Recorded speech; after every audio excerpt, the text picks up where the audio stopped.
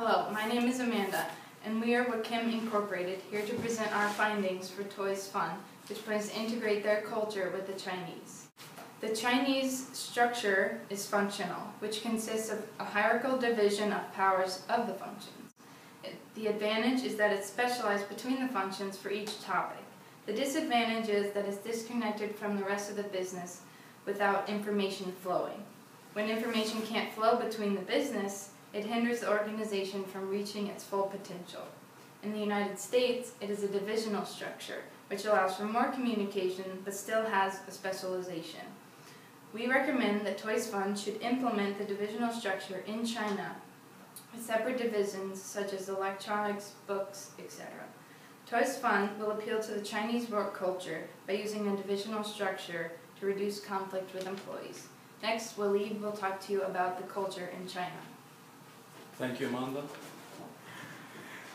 China is a high-context culture, meaning they value personal relationships and trust.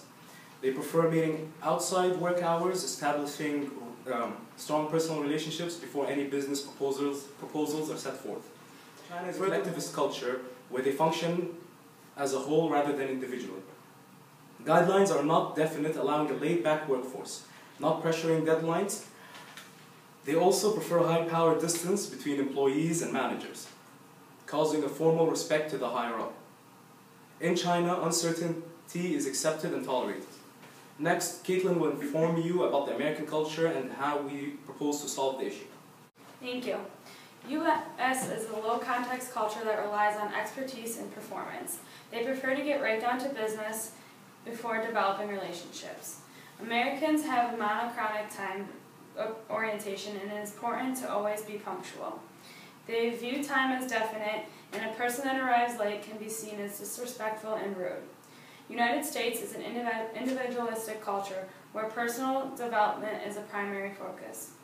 It is normal to approach one another about conflict instead of avoiding it. Americans expect to be delegated specific tasks to reduce uncertainty in the workplace. In order to integrate these cultural differences between the Chinese and American cultures, we propose to educate U.S. employees to understand how to develop personal relationships to adapt to China's high-context culture. We also will teach the Chinese employees to work on a monochronic time schedule. This training, combined with divisional functional structure of the company, will allow harmonization within the international company. Next, Meredith will talk about corporate social responsibility.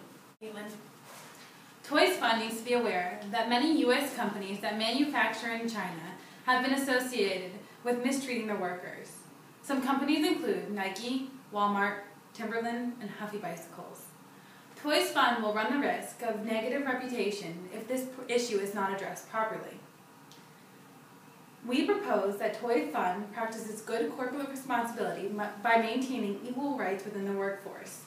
This includes 9-hour days, 1-hour lunch break, minimum wage, and safe working environments. Toys Fun needs to also remember Carroll's Global Corporate Responsibility Pyramid. This pyramid has economics at the base as the most important part of a business. Then, legal responsibility follows with respecting the rights and freedom of each employee. Ethical responsibility is important, and Toys Fun should treat each employee with freedom and the highest amount of fairness. Finally, the philanthropic is the top of the pyramid. We propose that Toys Fun donates toys to Chinese and American children who are from low-income houses to help boost their philanthropic arm. Next, Elisa will talk to you about communication in China. Communication issues can arise on an individual level due to language barriers. It might be possible that U.S. employees may not be able to speak Chinese fluently. Also, age factor can play an important role since there is a possibility that Chinese employees may not be able to speak English fluently. This could hinder productivity if not handled appropriately. The steps we propose Toys Fun to take would include making it mandatory for divisional managers to be bilingual so they are able to communicate successfully between both the cultures.